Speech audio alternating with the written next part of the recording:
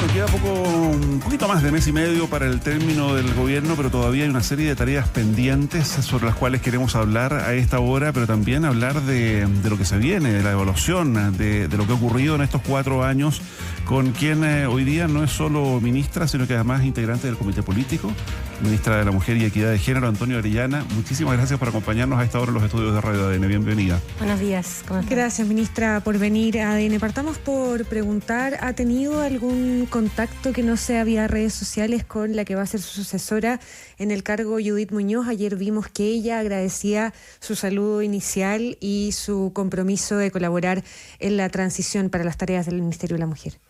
Bueno, como ha comprometido el presidente Gabriel Boric, estamos preparando un traspaso. La administración pública tiene varios principios y uno de esos es muy importante, que es la continuidad de la función pública. Es decir, que hay tareas del Estado que no se suspenden porque haya una transición de gobierno y por lo tanto, una vez el ministro Álvaro Elizalde se reúna con el próximo ministro del Interior, Claudio Alvarado, vamos a empezar la ronda de bilaterales. Y eso es el orden en el que estamos trabajando. Antes de eso, ningún contacto con Judith Muñoz. No, yo ayer traté de conseguirme su teléfono, pero se me fue el día. Así que prefiero no hablar en horas más tarde. No, por cierto, ya hay una bilateral que tiene que ver con lo administrativo, que tiene que ver con lo formal, el traspaso, decía usted, pero en lo político también tiene una connotación el fin de este gobierno o el fin de este ministerio en particular y el inicio del mandato de Judith Muñoz en el de ella, ¿no? Por las definiciones que conocemos de su historia, de su trayectoria, pero también por las definiciones que, más allá de que no puso sobre la mesa en esta campaña, el presidente electo también tiene en relación a varios temas que tienen que ver con la mujer. ¿Cómo asume ese traspaso, la continuidad o no continuidad de cosas que usted ha encabezado en este gobierno? Bueno, tal como me tocó a mí, hay cosas que, independiente de lo que yo opine, hay que hacer, que son las que son materias de ley. Uh-huh. La ley no es una opción, ¿cierto? Yo en particular asumí un compromiso con la exministra Mónica Salaquet de seguir tramitando un par de proyectos que nos parecía que eran de consenso. A la nueva ministra le va a tocar la implementación de la ley integral contra la violencia hacia las mujeres. De hecho, yo después de esto, bueno, un par de cosas más, voy a tener una reunión en la Corte Suprema, porque el día lunes tenemos la primera sesión de la comisión que reúne a distintos organismos del Estado para articular el trabajo en cuanto a violencia hacia las mujeres, no solamente el Ministerio de la Mujer y la Fiscalía. Uh-huh. Y eso es un proceso que está determinado por la aprobación de la Ley 21.675 y que tiene una serie de transitorios hasta el año 2029. Yo creo que va a ser una tarea bien ardua. Nosotras hemos estado abocadas principalmente a eso durante este último año, integrando las primeras comunas al sistema integrado de atención en violencia de género, capacitando a los organismos, porque si tienen nuevas tareas, uh-huh, hay que entregarles esa posibilidad y también dando a conocer para que esos nuevos derechos en relación a la violencia contra las mujeres, que tienen que ver sobre todo con la debida diligencia a la hora de acoger la denuncia, con las audiencias de control de cautelares, uh-huh, que ya se han realizado, más de 15.000 en un año y poco de vigencia de la ley, sean conocidas por la población de manera que se puedan exigir. Ahora, ministra Orellana, más allá del saludo y la bienvenida protocolar, de la reunión administrativa o las reuniones administrativas que se tengan de aquí en adelante, Paula mencionaba un poco la historia de Judith Marín. Ella va a ser la ministra más joven del próximo gabinete, 30 años, de origen popular, evangélica, enemiga del aborto. Se manifestó en el Congreso cuando se discutía la ley de aborto de 3 causales, pero además ella dijo que el Ministerio de la Mujer era un organismo que había que evaluar, que podía fusionarse, que podía reenfocarse.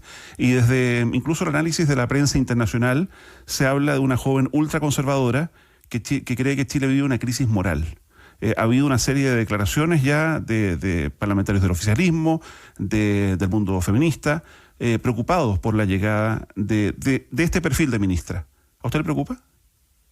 O sea, en particular, no creo que la edad sea impedimento nada. De hecho, bueno, es más joven de lo que era yo cuando asumí, pero por poquito.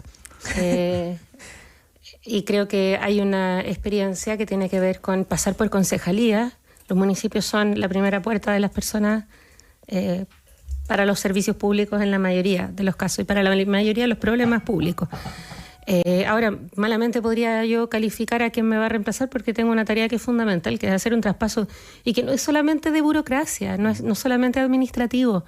Hay un trabajo que viene haciendo el Ministerio, antes el CERNAMEG, desde el año 92. Ahí hay conocimiento respecto a lo que ha pasado con los derechos de las mujeres en nuestro país desde los años 90, en que tenemos muchos pendientes, muchos, pero no podemos negar que vivimos distinto de lo que vivíamos las mujeres en los años 90 y también de lo que estábamos en el 2022. Ya, pero ¿usted no teme que todo ese trabajo se pueda interrumpir eventualmente? Yo creo que la mayoría, y entiendo que se ven con preocupación ejemplos de otros países, pero el Ministerio de la Mujer y Equidad de Género no es un capricho, es un ministerio creado por ley y debatido por 3 años. Y por lo tanto requiere un debate, quien quiera ponerlo en cuestión. Ya, eso es lo institucional, pero los planes en desarrollo, los proyectos pendientes. Bueno, creo que esa es una de las cuestiones más importantes. Los planes que tiene nuestro ministerio no son una ocurrencia mía. De hecho, el primer Plan Nacional de Igualdad, cuando nosotros hablamos de la transversalización de género o de que existen encargadas de género en todas las reparticiones, pero eso existe desde el gobierno de Ricardo Lagos. No es un invento de este gobierno. Hay cuestiones que difícilmente se pueden dejar de debatir cuando tenemos 1 millón de mujeres fuera del mercado laboral, según expresa la encuesta del INE, por necesidades familiares permanentes, que tiene que ver con la corresponsabilidad, cómo facilitamos ese ingreso. Hay distintas opiniones en eso, por supuesto, pero son parte de la discusión democrática, pero no por eso van a dejar de ser problemas que hay que abordar. Ya, ministra, usted plantea también antes la continuidad de la ley integral, ¿no? Que eso garantiza que eso tenga efectivamente una continuidad porque ya es una norma aprobada y despachada por el Congreso, pero hay otras en las que no se avanzó lo suficiente o que están ahí en un límite de que no se sabe si van a conseguir salir o no. Y ahí está en lo más valórico, si usted quiere, muy entre comillas, lo del aborto, que finalmente tuvo escaso movimiento presentado en la última parte de la administración del presidente Gabriel Boric, pero está también lo de la sala cuna. Lo de la sala cuna, que ha sido un proyecto que viene siendo empujado también hace mucho tiempo, quedan poco más de 2 semanas legislativas, y el presidente electo José Antonio Kast dejó en suspenso también aquello. Por lo tanto, ninguna de esas dos cosas eventualmente van a estar, bueno, lo del aborto seguro. Lo de Sala Cuna tiene alguna otra posibilidad, pero la derecha también presentó indicaciones y eso entrampa esto y probablemente lo desplaza hacia marzo. ¿Qué pasa con ese tipo de continuidad? Para elementos que para este gobierno aparecían como centrales. Bueno, respecto a Sala Cuna, no la vamos a dejar de jugar por conseguir un acuerdo que posibilite que sea ley. Esta es la... Ya, pero ¿usted reconoce que las indicaciones de Chile Vamos...? Las conozco, las hemos estado estudiando y las estamos analizando. ¿Reconoce que eso más enreda o permite avances? No, yo creo que tal como hemos venido trabajando en los últimos 6 meses, hay varios puntos en los cuales hemos conseguido un acuerdo.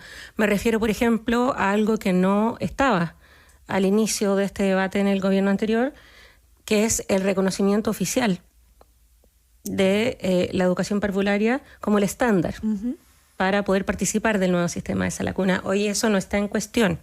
Hemos flexibilizado también a propósito de eso nosotros las propuestas que hay respecto de la transición hacia el reconocimiento oficial de los jardines y salas cunas privados, para darles tiempo para adaptarse, porque es cierto que la mayoría no cumplen aquello. Otra cuestión que a mí me parece que es consenso y no era parte del proyecto original y ha sido empujado por este gobierno y ya no se pone en cuestión, es que el derecho a Sala Cuna sea compartido entre padres y madres. Y esto es un efecto fundamental, porque si miramos, hoy el principal desincentivo para la contratación femenina es que asumimos el costo de la natalidad con cargo a nuestro contrato laboral, sí, claro. Seamos madres o no, porque estamos bajo la sospecha de ser la mujer número 20, exacto, que aumenta los costos laborales y por lo tanto desconectar el costo de contratación de la natalidad es fundamental para las mujeres.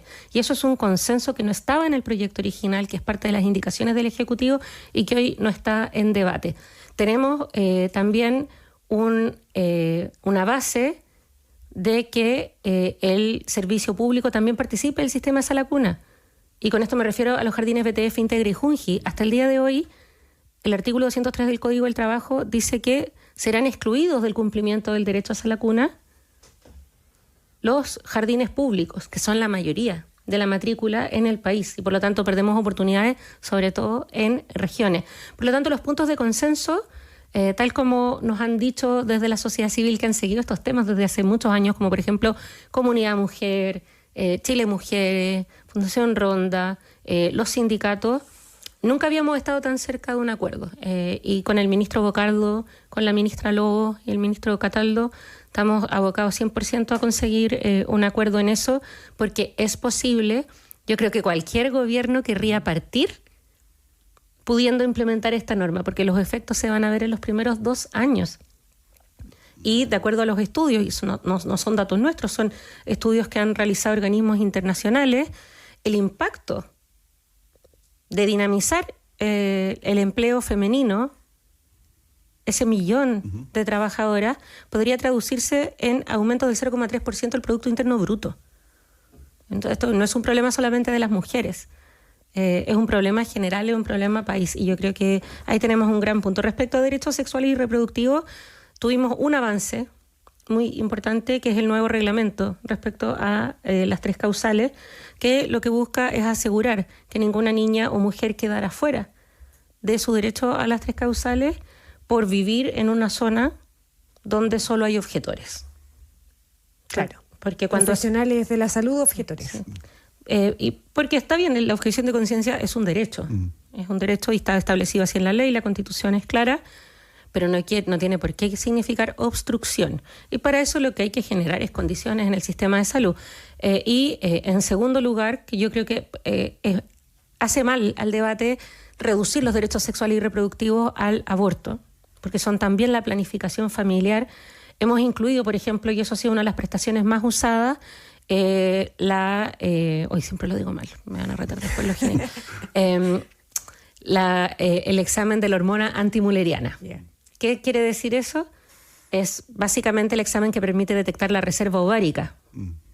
Porque, bueno, se nos dice genéricamente, con la falta de educación sexual que hay en nuestro país, se va pasando el tren. Claro. Pero a nosotros nadie nos enseña respecto al ciclo reproductivo. Eso ha sido una prestación que ha sido altamente valorada y que permite precisamente la planificación familiar.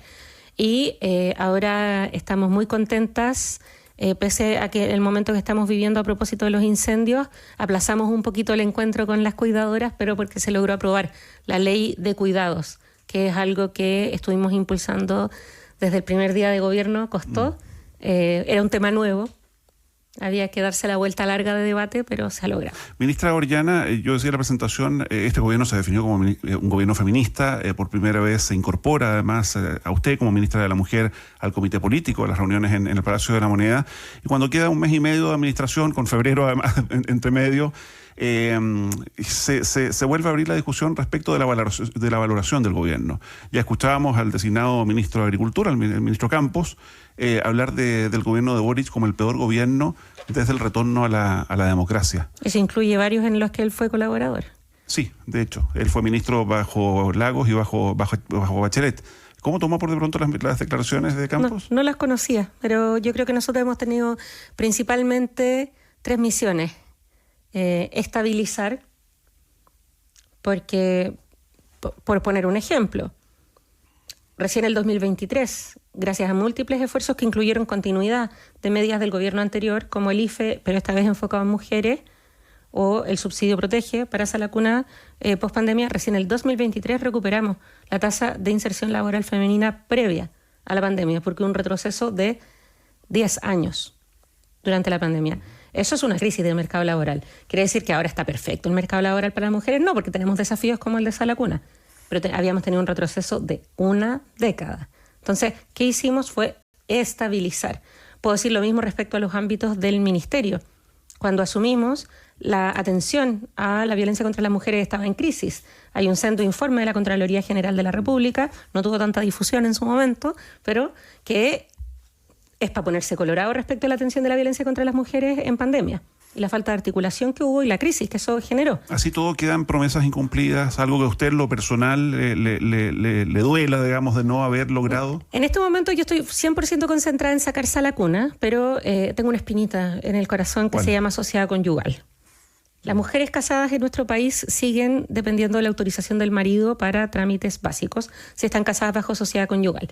Y a la mayoría nadie le explica la diferencia entre la participación en los gananciales, entre la sociedad conyugal o la separación de bienes. Y la cuestión con la sociedad conyugal es que el artículo 150 del Código Civil todavía sigue dejando la administración de los bienes de facto en el marido. Y eso nos produce problemas. Voy a mencionar uno muy práctico a propósito de la tragedia de los incendios en la región del Biobío y Ñuble. Cuando queremos llegar con herramientas, por ejemplo, para las pequeñas agricultoras, no podemos hacerlo a través de INDAP. ¿Por qué? Porque hay que pedir permiso. Y si el caballero no es sabido o no quiere dar el permiso, el apoyo a esa ciudadana mayor de edad, de pleno derecho, que quiere recibir ese apoyo productivo, queda en suspenso. Entonces, eso lamentablemente fue algo que no logramos hacer avanzar en la Comisión de Constitución, pese a los grandes esfuerzos que hizo la senadora Paulina Núñez, de la oposición, para que pudiera hacerlo. Pero yo creo que va a seguir siendo, sigue siendo un desafío, porque además Chile está condenado internacionalmente por un tribunal. Sí, claro. Por ello. Ministra Antonia Orellana, usted es también una dirigente importante de su sector, del partido del Frente Amplio. En algún minuto incluso llegó a sonar como probable candidata presidencial. ¿Le parece que ¿Del país? O sea, cuando estaba Vinter, era Vinter o Bodanovich, no, para algún sector. Antonio Orellana también lo era. Bueno, el punto es que mi pregunta apunta a si usted como ministra, pero también como militante, dirigente importante del Frente Amplio, siente que el oficialismo en general ha estado a la altura de la última parte del gobierno del presidente Gabriel Boric. Un oficialismo que termina completamente fracturado este gobierno, ausentándose algunos partidos de instancias como el Comité Político Ampliado en La Moneda, responsabilizando al presidente Gabriel Boric por promover y después no promover ciertas leyes como la Naín Retamal. ¿Qué decir del oficialismo y la forma en que termina este gobierno, cuando el propio presidente Gabriel Boric se planteó en algún minuto que para él sería importante dejar como legado la continuidad de esta amplia coalición que terminó respaldando a Janet Jara en la candidatura presidencial? Sí, yo creo que ahí las personas que fuimos parte del gabinete vamos a tener una tarea sin duda, porque yo creo que entre nosotros hemos logrado una síntesis. Entre nosotros, gabinete. Sí, la amalgama perfecta. Pero no, en experiencia y juventud, no, pero sí hemos logrado una síntesis política en que reconocemos, pese a que hemos competido en elecciones anteriores, a que hubo críticas ácidas de lado y de lado, prejuicios del uno al otro, mutuamente, hemos logrado construir una relación política en que respetamos las distintas trayectorias y entendemos por qué fueron necesarias en su momento en el país. ¿Eso no pasó en los partidos? Y yo siento que quizás no logramos traspasar aquello hacia el resto del oficialismo. ¿Y cómo califica usted la forma en que el oficialismo termina el mandato del presidente Gabriel Boric, con un legado cuestionado incluso desde dentro? Yo creo que queda un mes. ¿Se pueden arreglar las cosas? Yo creo que hay que debatir y conversar. No soy de dar esos debates por la prensa. Yo creo que siempre los momentos de transición remueven, pero creo que hay proyecciones en común y eso se expresa también en algunos debates en los que, pese al tira y afloja del día a día, hemos logrado avanzar. Pongo como ejemplo la ley de cuidados. Ya, pero esos días se había roto las relaciones con el gobierno, qué sé yo, pero estuvimos como un solo bloque y también, si no, no se habría aprobado, con parlamentarias de oposición. Pero su expectativa es que la oposición sea una frente al gobierno de José Antonio Kast, que vaya desde eventualmente la Democracia Cristiana hasta el Partido Socialista, pasando por el Frente Amplio y demás. Yo creo que siempre la unidad es el mejor camino. Pero ahora, una suena como si fuera una cosa así pétrea, pero hay una diversidad grande, pero yo creo que hay factores de unidad que superan las diferencias, por supuesto. ¿Y quién debiera liderar esa oposición? No, pues esta es una pregunta que no puedo responder desde mi condición actual de ministra de Estado. Ya, pero si van a cumplir un rol, ¿quiénes dejen el gabinete? Usted misma lo plantea. Sí, pero me refiero en promover el debate, promover la fraternidad, promover la defensa de los avances conseguidos, también el debate respecto de por qué quizás no fue posible avanzar en otros, pero yo creo que si existen los partidos, de los cuales yo soy militante de uno y fundadora, es precisamente para que demos esos debates, no los temamos, no temamos a la diferencia, pero yo creo que hay factores comunes que nos unen, como por ejemplo defender la reforma de pensiones, defender los avances conseguidos durante tantos años, no solamente en este gobierno, para las mujeres. Y espero que eso prime. Ministra Orellana, usted es de las pocas ministros que va a cumplir los 4 años en el cargo. Eso suena como Highlander. Después de tanto cambio de gabinete, usted ha acompañado al presidente Boric desde el 11 de marzo del 2022, ya decíamos, lo conoce bien, digamos, más todavía integrando estas reuniones semanales del Comité Político en La Moneda. ¿Qué cree que va a ocurrir con Gabriel Boric, que ahora en febrero recién cumple 40 años? Yo creo que va a estar muy abocado primero a Violeta. ¿Y después de eso? Porque la chochera no, sí, se nota. Se hace sentir por todos lados. No, difícilmente podría adelantar yo creo que sería de mal gusto y creo que también es algo que va a ir dando a conocer el propio presidente. ¿Y usted? ¿Algún rol más dirigencial en el Frente Amplio? Lo que tengo en este momento entre ceja y ceja, y soy guarelo, así que no hay tanto espacio, es terminar de lijar mi piso de la casa. Perfecto. Ministra Antonia Orellana, ministra de la Mujer y Equidad de Género, gracias por venir a ADN hoy. Muchas gracias a ustedes. Gracias a usted. Buenos días.